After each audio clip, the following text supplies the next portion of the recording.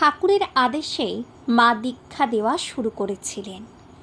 ঠাকুর গত হবার পরপরই মা ঠাকুরের স্বপ্নাদেশ পেয়েছিলেন। ঠাকুর স্বয়ং নিজে মাকে স্বপ্নে আদেশ দিয়েছিলেন যোগেনকে দীক্ষা দেওয়ার জন্য। চলুন তবে সেই ঘটনাই আপনাদেরকে বলি। ভোর রাতে মা তখন নিদ্রামগ্ন, চিন্তনে সর্বদাই তার ঠাকুরের বাস। এমন সময় ঠাকুর এলেন স্বপ্নে, হাঁক দিলেন, ও রামলীলোর খুড়ি, ওঠো গা, তোমায় একটা কথা বলতে এলুম। ওই যোগিনরে আমি দীক্ষা দিতে চেয়েছিলুম, কিন্তু দিতে পারি নাই। তুমি ওরে মন্তর দীক্ষা দিও গো রামলীলোর খুড়ি।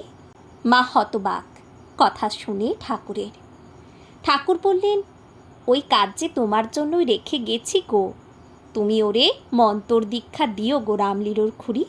মা বললেন, ও ঠাকুর, এসব আপনি কি বলছেন? আমি মেয়ে মানুষ হয়ে ওসব মন্তর কি জানি ঠাকুর? তাছাড়া লোকে কি বলবে? বলবে ঠাকুর যেতে না যেতেই ঠাকুরানী শিষ্য সামন্ত করতে লেগেছে। তখন ঠাকুর বললেন, তা লোকে যা বলে বলুক, এ যা বলছে তুমি তাই করো। তখন মা বললেন, আমি কি ওসব মন্তর জানি ঠাকুর? ঠাকুর বলছেন, এ তোমারে বলে দেবে গা, এ তোমারে বলে দেবে। এ তোমারে যে মন্তর বলবে তুমি তাকে কানে সেই মন্তরই দিও। তোমার কানটি মুখের সম্মুখে আনো তো। তারপর ঠাকুর মায়ের কানে সেই মন্তর দিলেন। মা বললেন, আমি তো যোগেন বেটার মুখের দিকে কখনোই তাকাইনি, তাহলে আমি কিভাবে তাকে বলবো, আয় আমার কাছে মন্তর দীক্ষা নিবি আয়?